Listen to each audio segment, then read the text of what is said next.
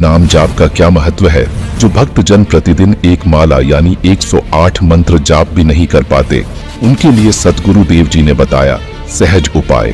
कैसे करे हर रोज मंत्र जाप, अवश्य जानिए। और जो आपको प्रथम मंत्र दिया जाता है वो इन कमलों से हमने बरी होना है, इनसे नो ड्यू सर्टिफिकेट प्राप्त करना है। तो इन मंत्र के जाप जो दास ने आपको बताए हैं, एक दिन में 108 मंत्र, कोई घने नहीं होते, करके देखियो तो कई भागों में कर ले, एक बार नहीं कर सके 10 कभी कर ले, 20 कभी कर ले, फिर 20 कर ले, यानी 3 भागों में कर ले, 4 में कर ले, लेकिन एक बार अभ्यास पड़ा फिर तो आप डिटे ना जा, कई माला फेर दोगे तो जितना करोगे उतना ही अच्छा है। नहीं, एक माला में आपका खूब काम चल जाएगा। और फिर ये सतनाम का जाप 2 अक्षर का, कई भ्रमित हो जाते हैं क्योंकि ज्ञान तो रहा नहीं हमें, छोटे मोटे 10 20 100 200 चेले बना रहा है, वो फिर उनको भ्रमित करने के लिए कह देता है कि पहले मंत्र में भी वही नाम है, सतनाम में भी वही मंत्र है, ये क्या मंत्र मेरे से यही मिलते हुए कर रहा है एक बकवाद। अरे भले आदमी, यदि तू ही ऐसा गुणी होता तो यहाँ आने की क्या जरूरत थी तुझे। अपन आत्माओं जैसे एक लड़की के पिता का नाम हरि सिंह और पति का नाम हरि सिंह, तो हरि सिंह उस नाम से नहीं, वो किसका मंत्र है। अब जब उसको पूछेगा तो किसकी बेटी है, हरि सिंह की, तो वो कहाँ उसकी सुरती जाएगी अपने पिता पे, और फिर कहेगा, पूछेगा आप किसकी पत्नी हो, हरि सिंह की। वो हरि सिंह कौन और वो हरि सिंह कौन, नाम एक है लेकिन वो व्यक्ति 2 हैं, और उनके गुण और उनके नाते में भी अंतर है। इसी प्रकार जो मंत्र आपको दिए जाते हैं, दास जो मंत्र दे उसने ब्लाइंड फेथ करके देखो, ये प्रमाणित है। सब महापुरुषों ने जिनको मोक्ष प्राप्त हुआ उन्होंने भी यही जाप किया, ये आपके रूबरू कई बार कर लिया, रह कर और भी करते रहेंगे आपको दृढ़ विश्वास कराने के लिए। तो इससे क्या हो गया कि उस सच्चिदानंद घन ब्रह्म परम अक्षर ब्रह्म के पाने का ओम तत्सत, ये 3 मंत्र के जाप का निर्देश है, नथिंग एल्स।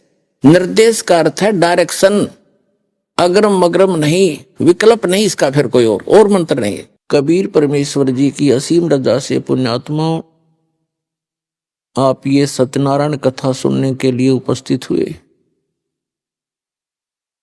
अभी तक हमने जिन भी भगवानों को सत्यनारायण मान करके साधनाएं की, वो हमारी अबोधता थी, हमें ज्ञान ठीक से नहीं मिला था। हम श्री विष्णु जी को सत्यनारायण मानकर उनकी कथा सुना करते थे। सत्यनारायण का अर्थ है, सत्य माने अविनाशी, नारायण माने यानी भगवान परमात्मा जो जल के ऊपर विराजमान होने वाला, नार माने जल, आयन माने उस पर आकर के विराजमान होने वाला, उसको नारायण कहते हैं। तो सत्य माने अविनाशी, नारायण माने परमात्मा, वो भगवान जो जल के ऊपर आकर विराजमान होता है, वहां निवास करता है। तो श्री विष्णु जी सतोगुण भगवान हैं, ये नासवान हैं। श्री देवी पुराण सचित्र मोटा टाइप, गीता प्रेस गोरखपुर से प्रकाशित के 123 पृष्ठ पर, उसमें स्पष्ट लिखा हुआ है, विष्णु जी कहते हैं अपनी माता दुर्गा से कि तुम शुद्ध स्वरूपा हो, ये सारा संसार आप ही से उद्भासित हो रहा है, मैं ब्रह्मा और शंकर आप ही की कृपा से विद्यमान है, हमारा तो आविर्भाव माने जन्म और तिरोभाव मीन मृत्यु होती है, हम अविनाशी नहीं।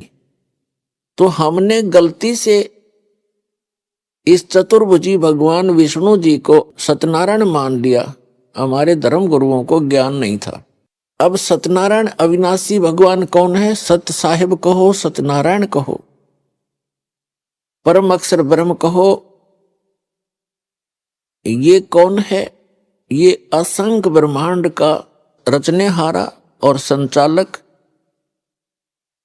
इन सब का जनक है। वो कौन है, उसका शुभ नाम क्या है, उनका शुभ नाम है बंदी छोड़ कबीर साहेब। कबीर परमेश्वर, सत कबीर यानी सत साहेब। सत साहेब तो उसकी उपमा है, उनका गुण है, और वास्तविक नाम उनका है कबीर परमेश्वर। वो कौन है? जो काशी के अंदर 120 वर्ष तक एक जुलाहे की भूमिका, दानक की भूमिका करते हुए पूरे विश्व को ज्ञान प्रदान किया करते थे। वो परमात्मा सत्यनारायण हैं, सत्य साहेब हैं। पुण्यात्माओं, ये ज्ञान कहां से हुआ कि ये सत्यनारायण है? ये ज्ञान इस दास को कैसे हुआ? परमेश्वर की एक वाणी पढ़ी कबीर भगवान की कि वेद मेरा भेद है, मैं ना वेदन के माही, और जौन वेद से मैं मिलूं ये वेद जानते नहीं। ये चारों वेद मेरी ही महिमा का गुणगान कर रहे हैं, मेरी महिमा बता रहे हैं, लेकिन इन वेदों में वर्णित विधि से मेरी प्राप्ति नहीं हो सकती। इनसे हटकर एक और वेद है जिसको सूक्ष्म वेद कहते हैं, जिसको तत्व ज्ञान भी कहते हैं। उस वेद के अंदर मेरे पाने की विधि है और उसका ज्ञान इन वेदों में किसी में नहीं। तो यहां परमात्मा ने कहा है कि वेद मेरा भेद है और मैं ना मिलूं वेदन के माही, और जौन वेद से मैं मिलूं वो वेद जानते नहीं। इसका प्रमाण कहां है? श्रीमद् भगवत गीता अध्याय नंबर 4 के श्लोक नंबर 32 में गीता ज्ञानदाता कहता है कि अर्जुन, जो अभी आपने सुना श्लोक 25 से लेकर 31 तक कि कोई तो देवताओं की पूजा करता है, कोई हठ योग करता है, कोई तीक्ष्ण व्रत रखता है, अहिंसावादी बनकर घूमता है, कोई स्वाध्याय करते रहते हैं, कोई केवल योग अभ्यास करते हैं, कोई प्राणों की श्वासों की गति को आते जाते देखते रहते हैं। ये सभी साधक अपनी साधना को पापनाशक जानते हैं, इसको अच्छा मानते हैं, तभी तो वो कर रहे हैं। जब उनको ज्ञान होगा कि साधना ठीक नहीं है तो तुरंत त्याग देंगे। और चौथे अध्याय के 32वें श्लोक में बताया है कि उस परमेश्वर ने, सच्चिदानंद घन ब्रह्म ने अपने मुख कमल से तत्व ज्ञान बोलकर सुनाया है। वो सच्चिदानंद घन ब्रह्म की वाणी है, वो तत्व ज्ञान है। उसके अंदर ये यज्ञों की जानकारी, यज्ञ माने धार्मिक अनुष्ठानों की जानकारी विस्तार के साथ की गई है, वो तत्व ज्ञान है। उसको जानने से फिर सभी पापों से मुक्त हो जाता है प्राणी। चौथे अध्याय के 34वें श्लोक में कहा कि उस तत्व ज्ञान को तू तत्वदर्शी संतों के पास जाकर समझ। उनको दंडवत प्रणाम करने से, कपट छोड़कर नम्रतापूर्वक सरलतापूर्वक प्रसन्न करने से वे तत्वदर्शी संत तुझे उस तत्व ज्ञान का उपदेश करेंगे। अब श्रीमद् भगवत गीता जो है वेदों का सारांश है, चारों वेदों का, और बहुत ही निर्णायक ज्ञान है श्रीमद् भगवत गीता के अंदर। अब यजुर्वेद अध्याय नंबर 40 के मंत्र 10 से लेकर 13 में एक विशेष ज्ञान दिया है। वेद ज्ञान दाता कौन है? यही जो गीता ज्ञान दाता है। वेद में कहा है कि कोई तो परमात्मा को संभवात माने जन्म लेने वाला अवतार रूप में मानता है, जैसे श्री राम, श्री कृष्ण या अन्य 9-24 जो अवतार माने जाते हैं, ऐसे मानता है। कोई कहता वो जन्म लेता ही नहीं, असंभवात है। इसकी जानकारी तत्वदर्शी संत देते हैं, उनसे सुनो। इससे सिद्ध हो गया कि वेद में वो ज्ञान नहीं है। यदि वो कंप्लीट ज्ञान होता तो ये श्लोक, ये शब्द वेद में नहीं होते।